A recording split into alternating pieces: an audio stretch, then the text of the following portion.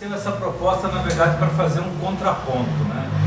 O café filosófico não foi nem tanto inspiração, mas é um contraponto no sentido de que quando a gente ouve o Pondé se apresentar como filósofo, né, a gente sente uma tristeza tão grande, a gente precisa fazer alguma coisa para dizer que filosofia não é isso, né?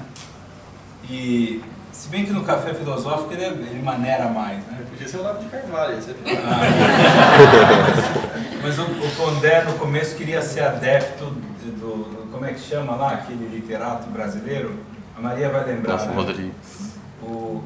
Bom, mas depois ele é um leitor, né? Se mostrou um leitor competente e rigoroso do Olavo de Carvalho. E esse tema de hoje, ele é muito interessante, porque nós pensamos esse tema, acho que tem 1 mês e meio, que é obscurantismo e anti-intelectualismo. E parece que, eu até falo para o Alexandre, pô, nós vamos pensar tão antes, né? Será que ainda vai ter sentido discutir, né? E parece que o tema ficou mais atual ainda. Vai passando o tempo no Brasil, né? O governo vai avançando com as suas propostas, vai ficando mais claro, né? Ou mais obscuro, né? Na verdade. O quanto esse governo, ou esse momento que o mundo passa, né? Se a gente não quiser ficar só no contexto brasileiro, é alguma coisa estranha, né? Eu queria começar, eu vou passar daqui a pouco para o Alexandre já fazer às vezes também, mas começar com essa ideia, né? Porque nós chegamos em pleno século XXI e no início do século XX o Freud tinha escrito aquele livro O Mal-Estar da Civilização, né? Talvez o tema, né, o título ainda sirva, porque nós nunca tivemos um mal-estar tão grande, né? Vivemos um período de um mal-estar imenso. Mas o Freud ele tinha ali no início do século XX uma esperança, ou uma leitura, né, um cientista crítico, rigoroso, e ele falava que o mal-estar da civilização era justamente, né, a crise que ele já anunciava das religiões, né? O homem não teria mais, né, ele previa uma sociedade sem religião, uma sociedade pautada na perspectiva do esclarecimento, que o homem ia alcançar, e para usar um termo do Kant, a maioridade que seria a autonomia intelectual, né? E nós estamos no século XXI, engatinhando no século XXI, e pelo menos entre nós, essa ideia de, como é que a gente poderia dizer, de maioridade intelectual, né, de autonomia, quer dizer, nós nunca tivemos tão distantes disso. E a leitura do Freud também nunca teve tão equivocada, porque houve um reavivamento da perspectiva religiosa, mas não é um reavivamento como pensou lá o Max Weber, né? O despertar ou o reencantamento. É um reencantamento num sentido perverso, né? De se perder as balizas de tudo aquilo que o Ocidente construiu, do ponto de vista... Eu acho que é um pouco isso que a gente vai falar hoje, não é isso, Rajol? Senão já vou parar aqui. Não, pode continuar. Vamos passar a palavra. Eu estou no telefone aqui, mas é procurando um texto do que está falando, viu? Não estou... Parece aqueles alunos que você está falando. Aproveita. Peraí que é só um recado, então pode ir. Bom, então a gente pode começar, aliás, já começou, né? Podemos continuar com música. Um dos objetivos, né, nosso também, nessa ideia que o professor Adriano comenta, e eu vou falar um pouco sobre isso depois, é a arte como resistência, né? E por que a arte como resistência? Que tipo de resistência a gente pode fazer, né, com ela? E por que fazer isso também? Então acho que antes de comentar um pouco, é melhor a gente já partir para a arte também direto, né, para a gente poder se manifestar, né, para a gente poder de alguma forma dialogar também por meio da música. Hoje a gente vai fazer algo bastante popular, né? Isso é com todo o mérito do popular, né? E a Fernanda Rosolém, que é uma querida amiga, escolheu junto, né, comigo, foi aí uma das mentoras da trilha sonora de hoje, e essas três músicas que nós vamos tocar nos momentos hoje aqui serão também parte do nosso Pocket Show da semana que vem, chamado Letra Brasileira. Aí é um show só musical mesmo, né? Tá bem preparadinho aí, com um repertório, com várias músicas bem bacanas. E a gente depois está com um convitinho, custa R$10, né? Se alguém quiser, depois no final pode, né? Tá bom? Fernanda, obrigado mais uma vez. Eu que agradeço. Quer apresentar a música que a gente vai fazer? Bom, essa é uma música, não sei se todo mundo conhece, mas ela tem uma letra bem reflexiva, assim, é uma música mais moderna, ficou conhecida na voz do Thiago York. Recentemente ela virou polêmica, na verdade, num show da dupla Ana Vitória, porque elas mencionaram o Moro durante um show. Mas independente dos fatos políticos, né, é uma música que acho que vem pra gente pensar um pouquinho naquilo que nos move, naquilo que faz o nosso dia, a nossa vida ter um toque especial, aquilo que nos movimenta mesmo. Então, pensem um pouquinho nisso. Quem souber, fiquem à vontade para cantar.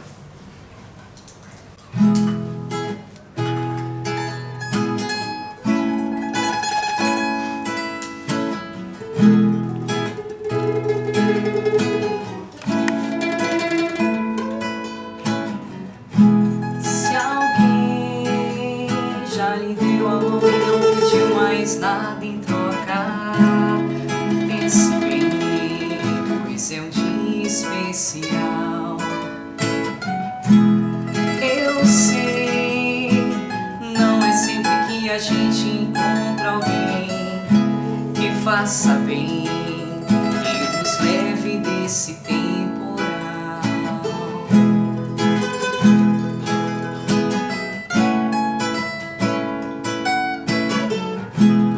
O amor é maior que tudo, do que todos, até a dor se vai quando o olhar é natural. Sonhei que as pessoas eram boas em um mundo de amor e acordei nesse mundo marginal. Mas te vejo e sinto o brilho desse olhar que me acalma e me traz força pra encarar. Mas te vejo e sinto o brilho desse olhar que me acalma e me traz força pra encarar tudo.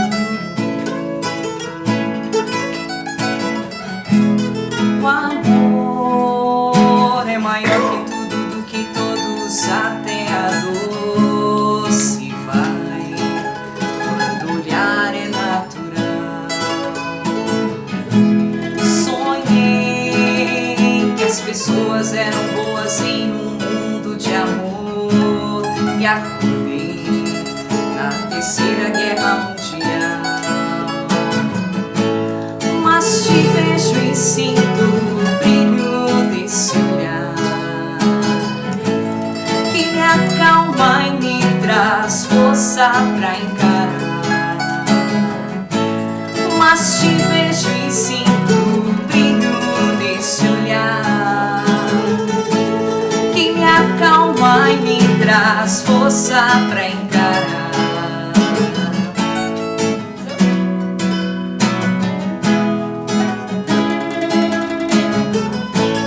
Que me acalma e me traz força pra encarar. Mas te vejo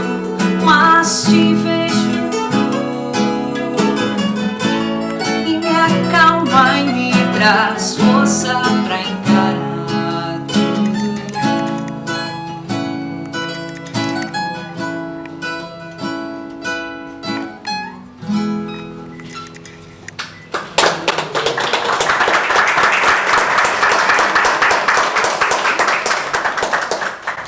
Bom, acho que a gente estava conversando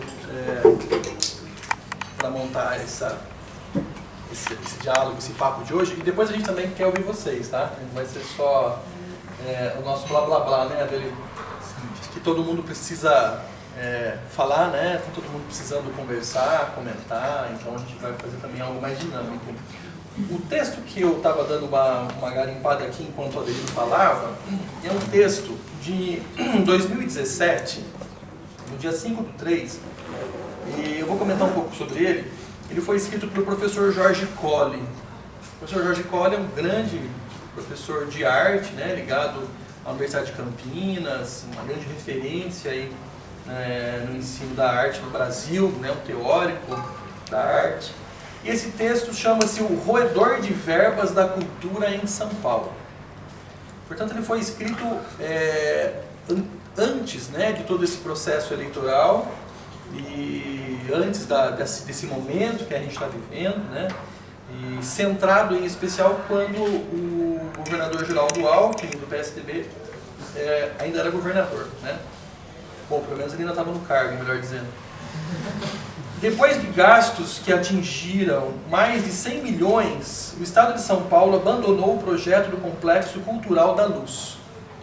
O governador Geraldo Alckmin atacou também a FAPESP e suas pesquisas inúteis, segundo ele, abre aspas, porque foi fala do governador, sem utilidade prática. Então foi um momento que o Geraldo Alckmin cortou verbas de São Paulo, e cortou verbas da FAPESP, né, da Fundação de Amparo à Pesquisa de São Paulo, alegando que as pesquisas que a FAPESP fazia e faz são pesquisas sem utilidade.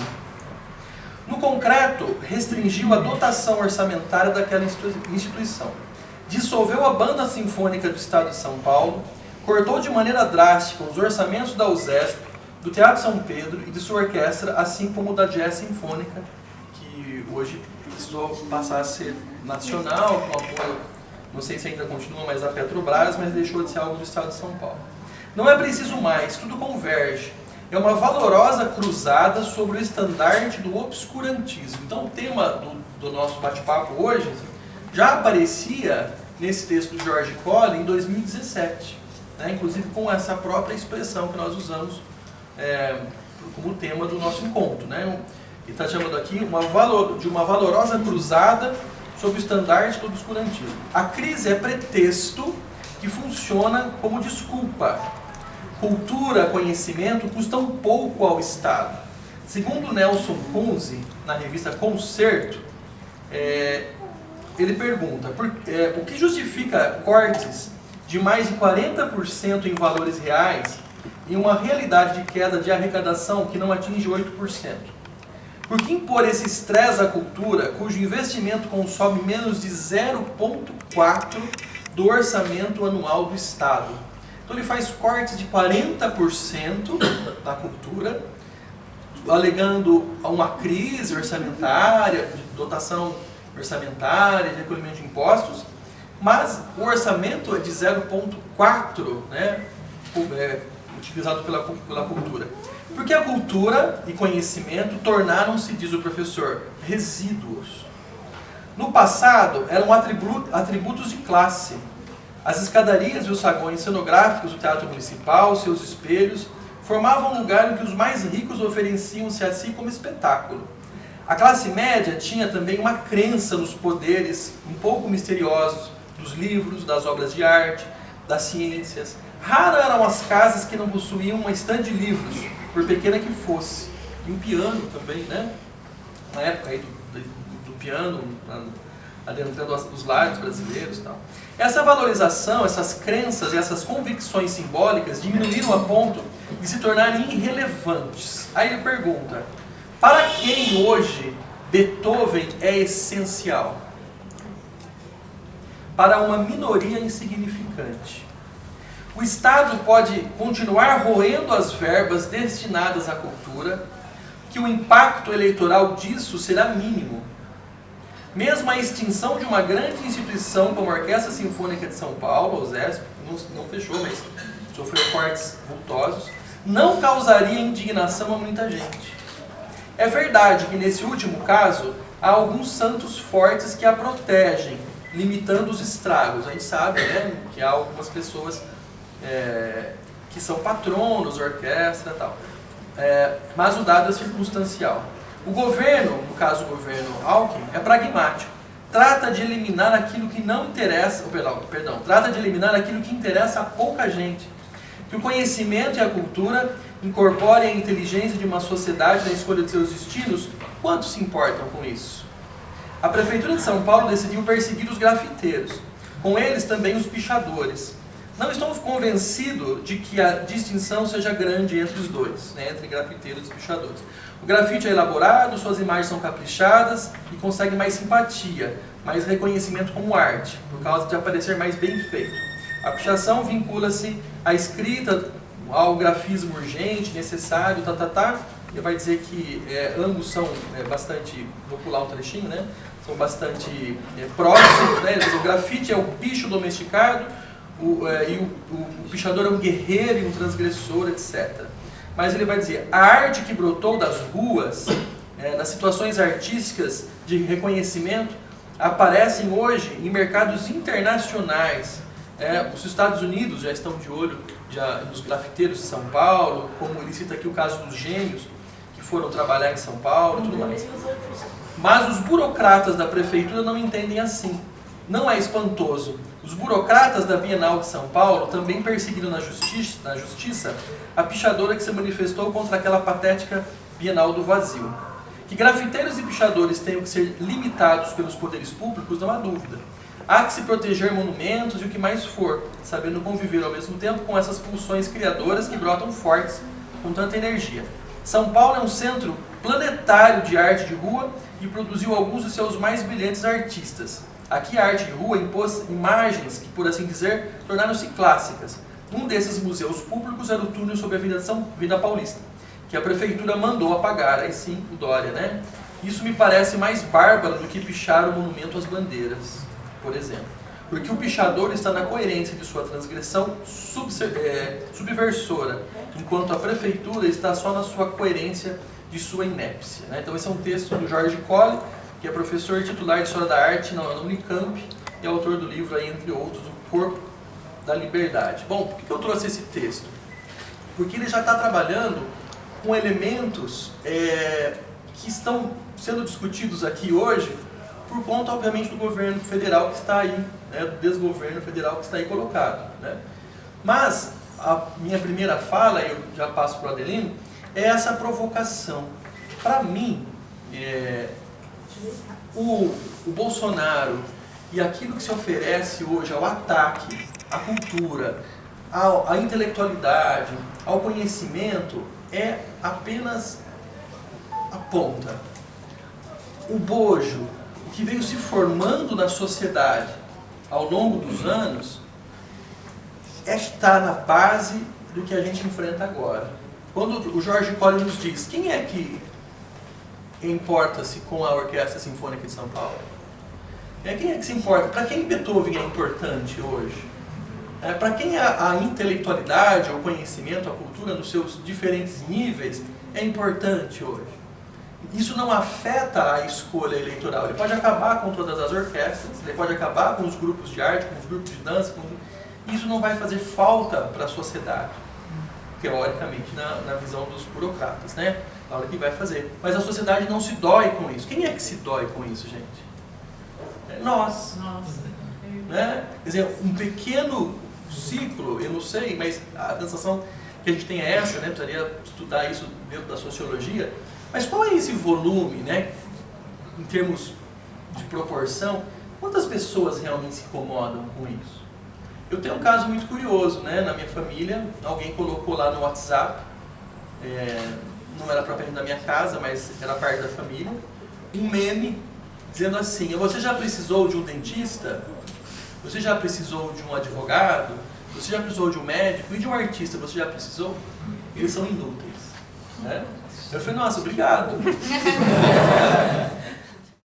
Eu acho que o Bolsonaro e o que a gente está vendo hoje mais espelha, provoca, induz, fomenta, desenvolve, mas ele mais espelha o que nós temos já numa sociedade estabelecida. O que nós temos já dado, a nossa sociedade tem hoje, não sei em que proporções, o Helga está dizendo que é uma minoria, mas ela tem, em proporções, ela tem uma grande massa que realmente não se incomoda com isso, né? Nós estamos aqui hoje num lugar que é particular, que nos acolhe, que nos apoia, né? Que não cobra pelo evento, que nos ajuda, que tem gastos. Tá? A gente conseguiria ter esse debate hoje no espaço público? Então, assim, ainda mais, né, com uma organização política que de alguma forma concorda com o que acontece no plano federal, né? Então, a minha grande angústia primeira é pensar como é que nós chegamos a essa situação, né? O que é que está por trás dessa desconstrução dessa cultura que faz, como o Helga aponta, com que nós nos tornemos ETs, né? Outro dia eu brincava com um querido amigo, que é o professor Júlio Amistalden. Eu falei, Júlio, mais ET do que eu, só você, né? Você toca órgão de tubos, cara, né?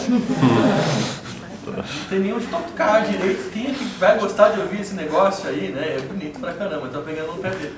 Mas enfim, a gente vai ficando cada vez mais isolado e a minha pergunta dele é essa, assim, será que o Bolsonaro, o que ele fez até hoje, tem tanta força para colocar a nossa cultura de quatro, desculpa o termo, ou simplesmente ele está surfando na onda daquilo que está dado, daquilo que está posto, né? Daquilo que a gente ouve no dia a dia, né? Quantas vezes a Fernanda já ouviu, e eu também, você trabalha ou você só toca? Porque eu queria trabalhar uma imagem com vocês, tem talvez vocês até conheçam, tem um livro do Aristóteles chamado Convite à Filosofia. As pessoas, na verdade, conhecem pouco, porque quando você procura Convite à Filosofia, vem o livro da Marilena Chauí, né, que é o mesmo título, né, e é um manual de filosofia que ela construiu. Muito bom, né? Mas no Convite à Filosofia, o Aristóteles ele narra uma cena que ele vai atribuir que a palavra filosofia foi criada por Pitágoras, né? E ele diz o seguinte, ele mostra uma progressão, né? Primeiro, Protágoras, que diria o seguinte, para que o homem existe? Então Protágoras vai dizer, para contemplar o céu. E aí o Pitágoras depois vai dizer, para contemplar o céu e tudo que nele existe. E o Aristóteles arremata para falar o que Pitágoras quer dizer? Que o homem existe por conhecimento, né? Esse é um ponto importante. Quando a gente pensa no Ocidente, né, que nós também somos filhos, além da cultura indígena, da cultura africana, mas o Ocidente nos forma nessa perspectiva, né? Qual é o sentido da vida? Bom, é produzir conhecimento. O Alexandre está trazendo algo para o ponto da cultura, da música erudita, que é uma forma de conhecimento. A gente poderia pensar com Pitágoras, né? Quer dizer, quantas outras formas? E depois, essa pergunta, o conhecimento, ele tem uma finalidade prática? Ele é prático, né? Ele pode ser prático, mas ele é uma dimensão, a dimensão da contemplação, né? Do que é. Então, a contemplação, Aristóteles, nesse mesmo livro, ele vai dizer, bom, não basta o conhecimento, porque você vai aplicá-lo, né? Você sabe o remédio para uma doença, só saber não é suficiente, tem que tomar o remédio. Então o conhecimento é esse remédio que precisa dar respostas, né? E construir as relações do mundo. Bom, então a gente tem um marco, né? Desde o mundo grego, essa ideia de que o conhecimento é a razão de ser do homem, né? A razão de existir, etc. E quando você tem um movimento como esse, quer dizer que não é novo, né? A gente pode até depois tentar localizar um pouco mais, até na história. Mas essa perspectiva do obscurantismo, ele vai diametralmente, né, na contramão dessa ideia, né, de que o homem nasceu por conhecimento. Então nós chegamos num momento talvez de acomodação para alguns grupos, porque esse negócio do conhecimento também tem um outro problema. O conhecimento nunca foi democratizado. Esse é o tema, por exemplo, o Edgar Morin tem um texto quando ele fala da democracia cultural. Quer dizer, aqui a gente tem duas coisas importantes. Nós nem tivemos acesso ao conhecimento que a humanidade produziu, quer dizer, nunca existiu democracia cultural, né? Esse era um problema talvez seja o grande problema da humanidade, a gente sempre pensa, quem produziu o conhecimento? Grupos, né? Lá no mundo grego, uma elite aristocrática. Durante o período medieval, alguns membros, né, do clero, principalmente do clero, né? E no mundo moderno, no mundo contemporâneo, o conhecimento sempre é restrito, né? Essa ideia de que o conhecimento é acessível, né? Então, é preciso um movimento de democratização do conhecimento. Hoje a gente tem que perguntar se as pessoas querem, né? As pessoas querem, é importante, na ordem das coisas, qual é o nível, onde está ali colocado o conhecimento como relevante.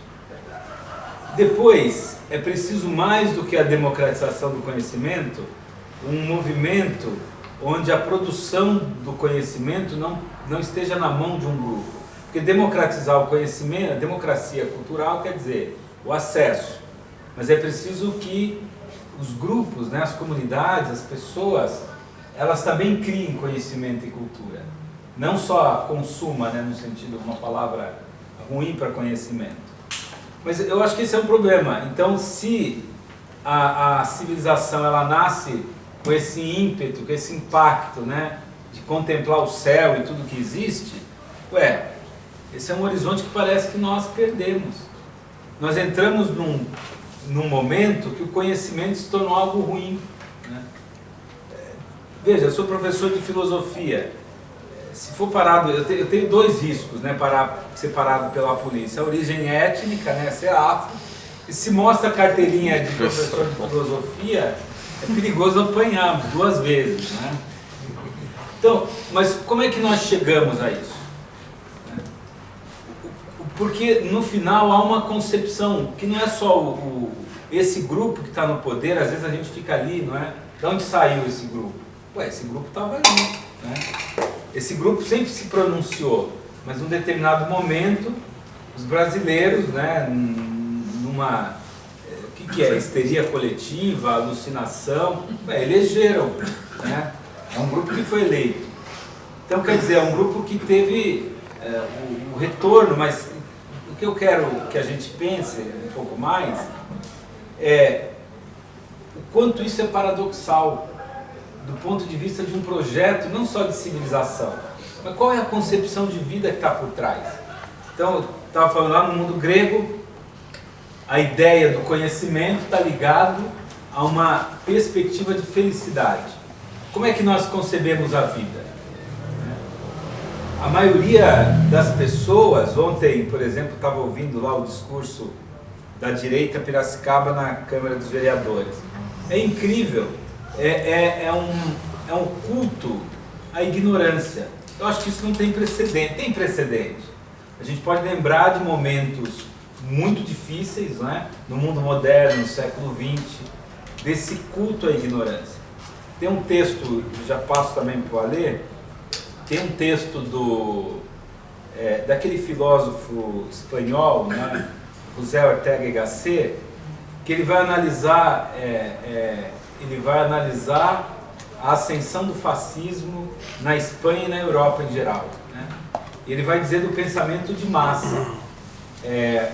O título do livro é A Revolução das Massas, né? A gente pensa que é um movimento popular, ele vai mostrando o quanto o obscurantismo foi ganhando espaço e deu vazão a um projeto político, que foi um projeto político terrível, né? Autoritário. A gente ficou pensando se as pessoas se transformaram naquilo ou se realmente sempre foram daquele jeito e encontraram um respaldo para demonstrar, agora eu tenho um líder que me permite aflorar tudo aquilo que eu sempre pensei e se ele pode, eu também posso. Fiquei pensando, né, em que momento que a gente relaciona obscurantismo e anti-intelectualismo com Bolsonaro, né? Parece que na hora, precisa pouco. Apareceu lá, o pessoal já faz, né? Agora tem uma questão importante que eu acho que apareceu aqui numa conversa que a gente estava tendo antes de começar com o Pedro, que é o seguinte: nós somos portadores de uma ideia que a verdade é redentora. Então a gente está agora vivendo uma experiência que a verdade não vai redimir ninguém, né? Essa ideia de que nós vamos cavucar e vamos, né, para usar a expressão do Nietzsche, né, fazer uma arqueologia da verdade, e quando nós chegarmos à verdade, ela vai nos libertar, né? Só que nós não conseguimos entender que, primeiro, que não é essa verdade última. Essa verdade, ela é uma construção, né? Hoje, por exemplo, né, a gente vai ouvindo as conversas lá do juiz e do promotor, né?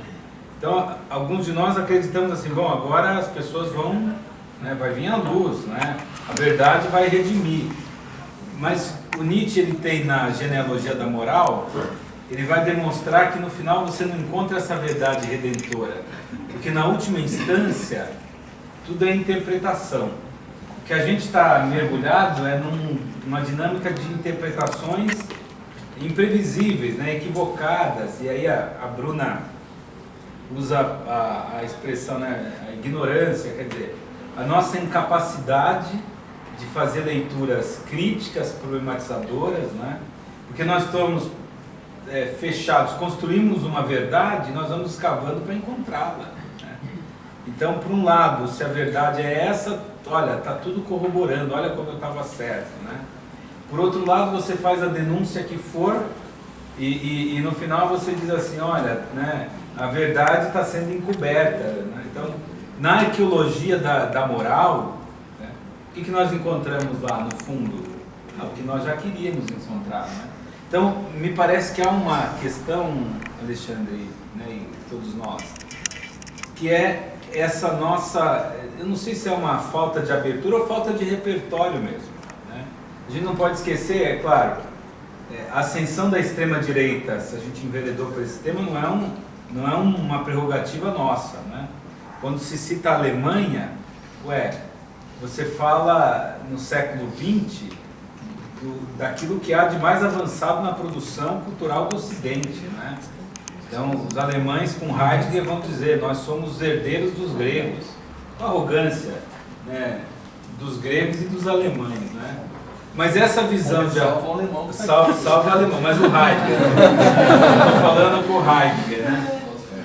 Mas o Heidegger não fala isso, só é possível filosofar em grego ou em alemão, né? Mas eu quero dizer isso, porque... E aí eu vou trazer um outro tema que a gente pode desenvolver depois, que é a instrumentalização da razão. Há algum mecanismo que a gente pode desvendar qual é, que é um mecanismo que é mais do que a Rose fala, olha, a gente tem que tomar cuidado, cada um pensa também com liberdade, né? Tomar cuidado com uma leitura meritocrática. Há uma instrumentalização da razão, e o que significa isso? Então, a instrumentalização da razão significa uma razão que não é mais crítica. Que a proposta do iluminismo era uma razão crítica.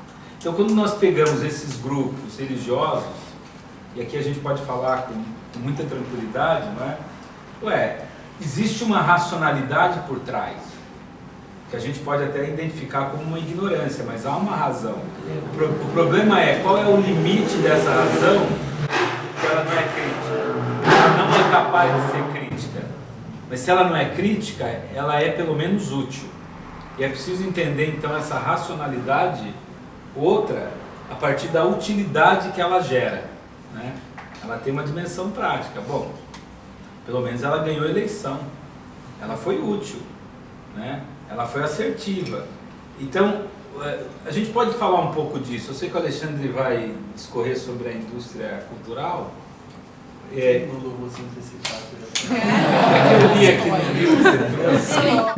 O momento assim, que a gente vive hoje é um momento muito similar, pelo menos, ao que a gente encontra na literatura de 1930 na Alemanha. Quando a coisa começou a ferver no país, eu comecei a me lembrar desses livros todos que eu li no meu doutorado, que davam conta dos antecedentes da Segunda Guerra. Então, eu selecionei uma carta do Thomas Mann, que foi um autor alemão, exilado depois, durante a Segunda Guerra. Ele escreve nada menos que para o Hermann Hesse, né, o grande amigo dele, E isso é de 1932, que eu vou ler. Uma carta de 22 de dezembro, não vou ler a carta toda, eu vou ler só um trecho, em que ele escreve ao Sr. Hess, caro Sr. Hess. Ele vai falando das coisas da família, da mulher, e aí ele começa a discorrer então sobre a violência que os autores, em 32, como ele, estavam sofrendo na Alemanha. Olha só que coisa, vê se não parece o Brasil de hoje. Eu esqueci o óculos, mas tá bom. Ele diz assim, no verão passado, um rapazinho de Königsberg me enviou um exemplar carbonizado da edição popular de Os Buddenbrooks. Os Buddenbrooks foi um romance, um dos primeiros romances do Thomas Mann, né, que ele faz, e ele está espelhando o romance na própria família dele, uma família burguesa, alemã, do norte da Alemanha, decadente, né? Então ele denuncia essa família burguesa alemã que depois vai sustentar todo esse discurso de ódio nazista, né? E diz, então, o menino manda para ele um exemplar carbonizado do livro, né? Ele escreveu também anonimamente uma cartinha dizendo que tinha vontade de me obrigar pessoalmente a terminar eu mesmo de destruir o livro. Não fiz isso, não destruí o livro, mas guardei cuidadosamente os restos enegrecidos para que um dia testemunhem do estado espiritual do povo alemão em 1932. É uma palavra curiosa, né? Uma expressão interessante, estado espiritual, né? Estou pensando, qual é o estado espiritual da nossa nação, né, em 2019? Mas acredito eu, passamos a montanha, o seu cume de loucura parece superado, mas não estava, né?